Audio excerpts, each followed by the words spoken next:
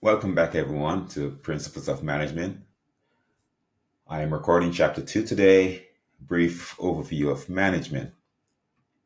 So, typically, this class, we will just explain management not from the origin, as the slide is saying, but basically just go over why certain things in management is in place today. So, what we're looking at right here is the concept of why management today, then versus now. And the idea then is probably several years back, focusing more on the farm structure. So when we look at the then, work was mainly family orientated. When they refer to skilled laborers, what they're referring to, most of the people who were working in the family understood exactly how to perform the tasks. Most jobs were done in small, self organized groups. And most of it was unique, small batches of production. So again, if you're thinking about a family-run farm, that's the idea of the concept. Fast forward to probably say today, or we could just use today as probably the last 50 years. Work has been done in big factories, lots of people. There is specialized unskilled labor, which means that there are people working there that don't have a particular skill in one area that potentially can, probably change. And then, the large basic factor that we know of today, and see running mass production, things are large, standardized, and mass produced. So the concept behind it was trying to figure out how to make management a scientific process, which basically defined by some studies and tests to identify certain methods that would work, what were the best and most efficient way of going about it, versus typically what used to happen, which was, I'm guessing, which being by in quotation marks, seat up the pants. I'm guessing there was no standardized process. There was no follow up on improvements. Because again, remember, the small family run concept of business versus what we know today of the production line, especially the production line of the Ford motor cars and all those other things. And the idea was, how do we become efficient, have a scientific process or method that we can test and study to see what works, what doesn't work. So the idea basically was, and again, when we talk about this bureaucratic management, most people might think that we're talking about, they think of, oh wow, there's bureaucracy. You go to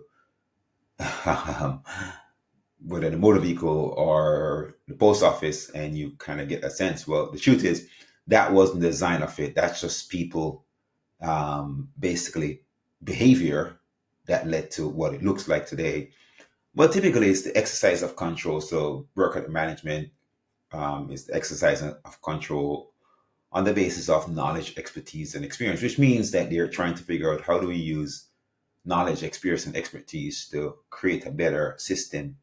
So they went with this management system, and it has become obviously not in all places, but really attuned to government agencies such as the post office or motor vehicles, motor vehicle, and other places like that. So they give you some, in our term, some aim. What was a goal, the aim of this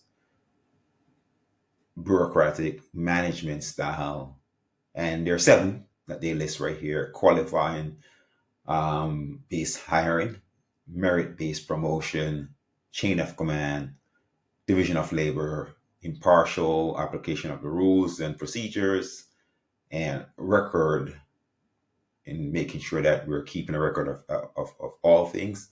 And managers separate from owners. And again, that's a unique concept in terms of managers separate from owners. Um, you might ask why, but typically, in particular to this case, even though you might find a situation where a company is public and the the person who started it, the owner, is still managing it. Because the company has sold shares and lots of people own shares, that owner might own a majority share, but they're not full owner of that company anymore. It's a publicly traded company. And in most cases, you just see them as a shareholder with a lot of shares. So how do we try to navigate some of this human relations management? So it's this process of how do we think about being efficient enough so that we can produce organizational success? And the success depends on treating workers well. And I want to emphasize that because sometimes I think we lose concept of that, right? Success also depends on treating workers well.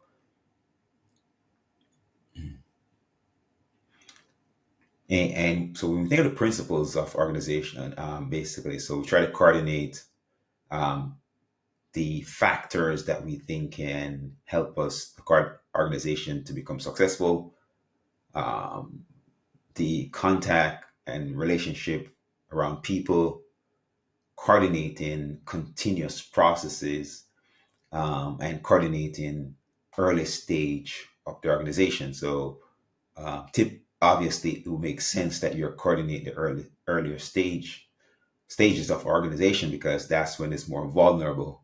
But as you continue, you want to think about the process or the processes that goes into it and coordinate those as well.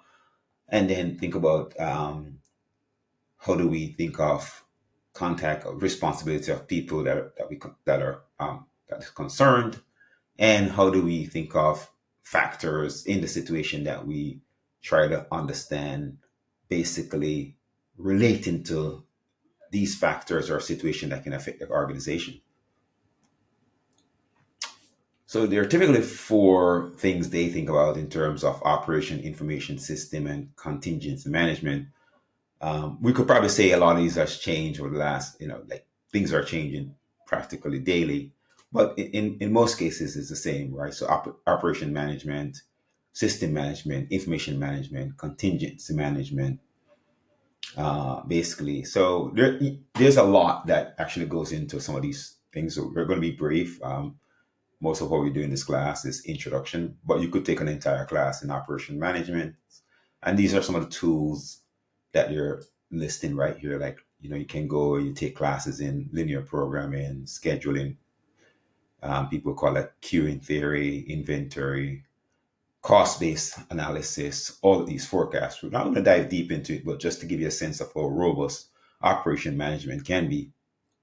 And think of contingency management. It's basically just trying to understand the management role.